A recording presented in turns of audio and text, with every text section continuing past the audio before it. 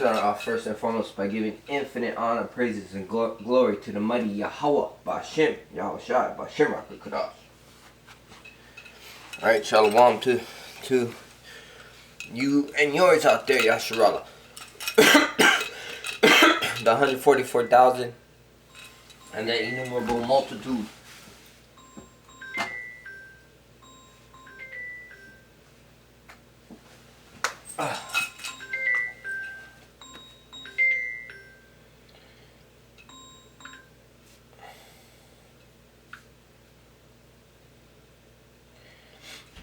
Salaki, 1 second.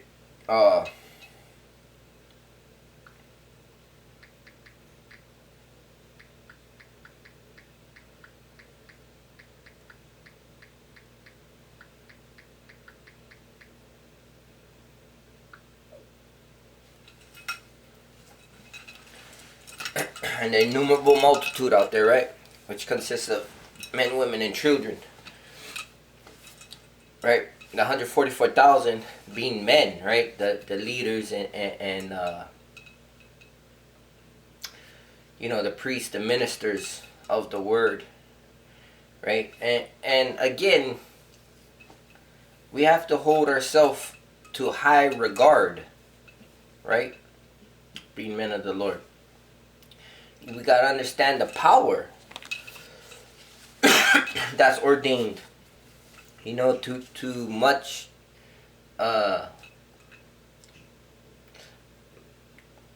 much is given, much is asked for. Right? And I'm paraphrasing that. And that's in I think that's in like Star Wars or something like that. But God, we gotta understand the power that we're dealing with, right? And the majesty of it, the majesticness of it. Let's see. I believe it is in Ephesians. So you know, I'm in Samuel right now, and his mother Hannah, you know, she made a vow to the Lord and consecrated him separate to the Lord, right? Like a Nazarite. He was a Nazarite. Right? He spoke for the people. He communicated with the Lord. You know, and you know that's what we as seers, you know, modern day seers or prophets are set apart. You know, we're set apart to the Lord to bring his message of repentance, right? How to build this kingdom up, right? And work goes into it. You know, work goes into building the kingdom. I was having a conversation the other night about how our food is defiled, right? Our food is defiled. You know, we eat amongst the enemies, and we go to the enemies for want of all things, right? Paraphrasing that, Deuteronomy 28. But here it is. If we decide to plant our own food, grow a garden, or you know, have some livestock or something, and you know, take care of your livestock on the side, which is not impossible, but it's hard because, you know, we got to work and provide for ourselves. We have families and everything. The system is rigged, right? But if you take it back to the old times where you milked the cow, you got the chickens, you had the garden, the greens, you got to put in work. You got to put in work to get your food undefiled, right? To water your own plants.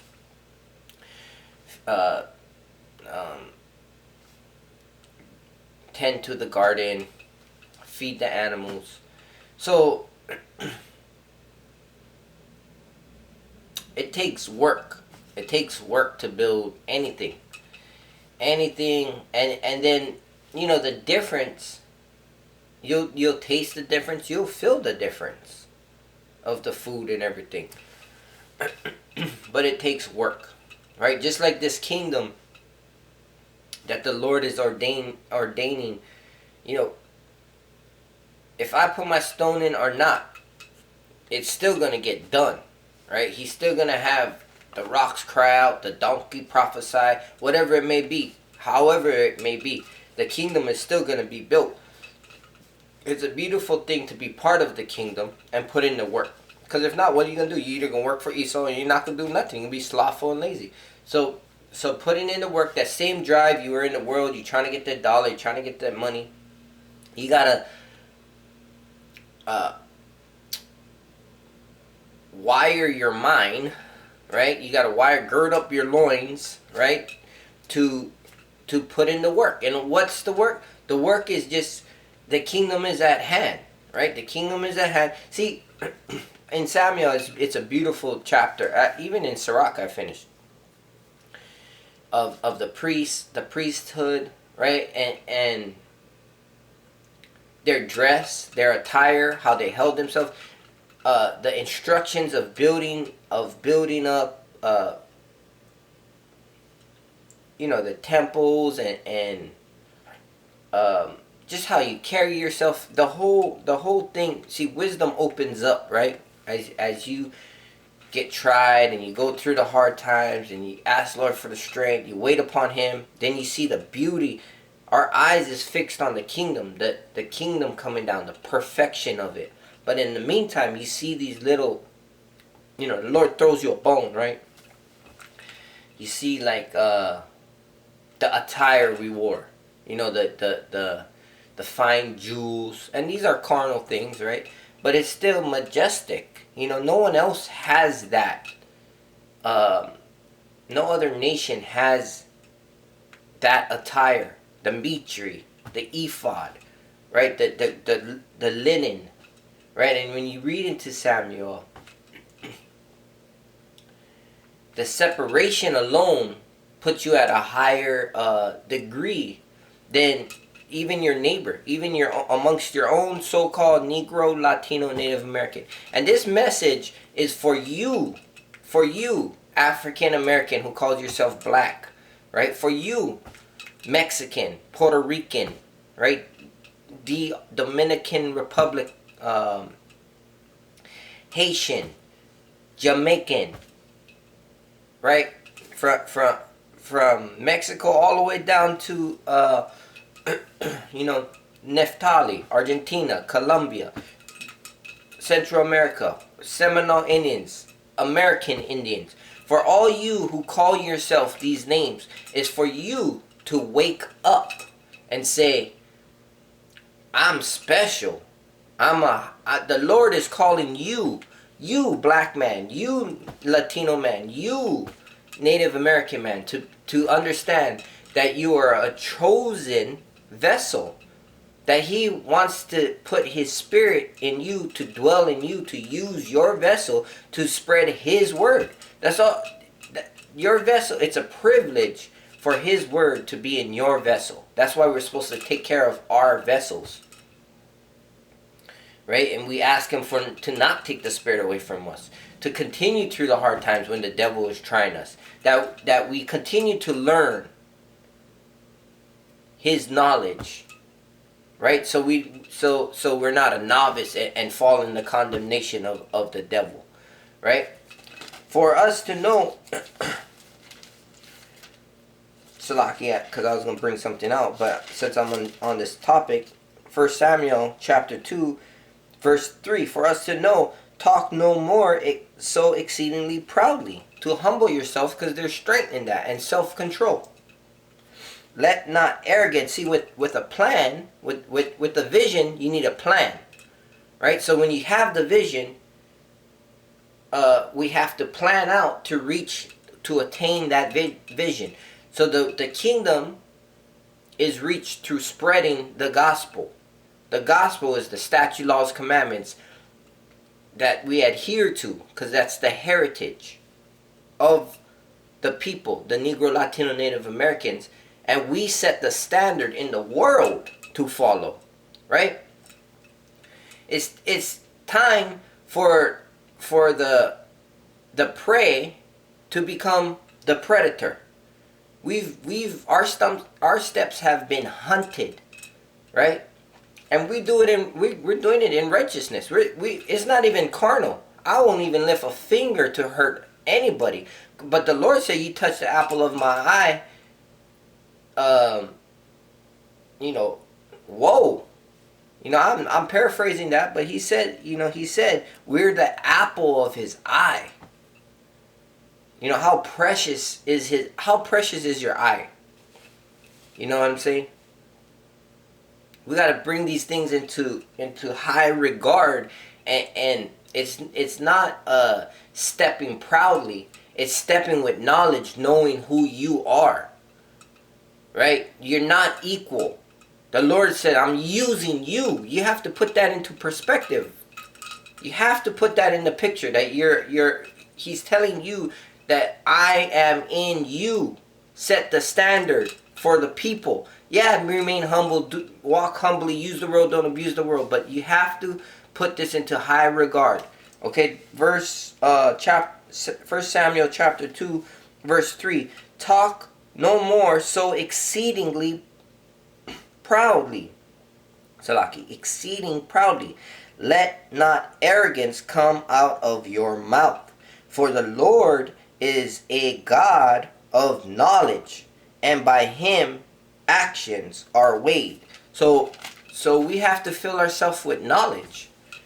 And that's wisdom. As you keep these laws, statutes, and commandments, you're given more and more insight.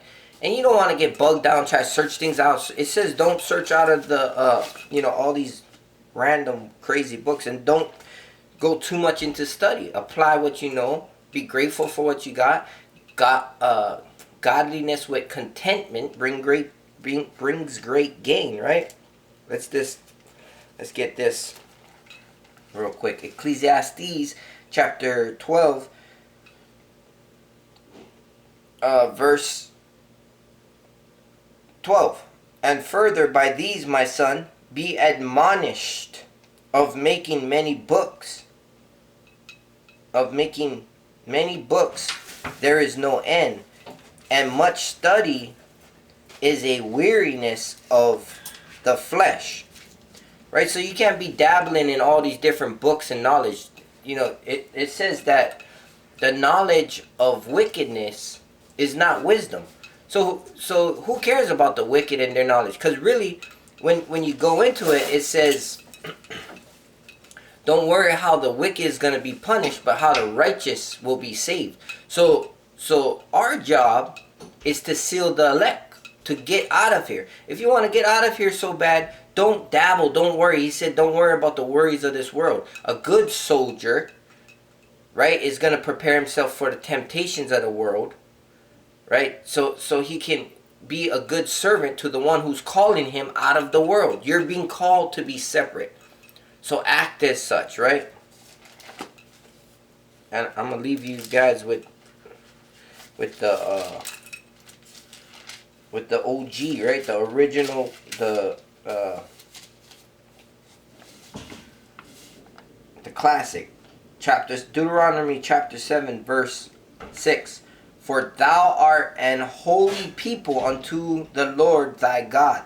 The Lord thy God had chosen thee to be a special people unto himself, above all people that are upon the face of the earth. Right? And you go into Sirach, in Isaiah too, there's a couple precept on precepts that say, they're a drop of water in a bucket, like spittle. So again, who cares?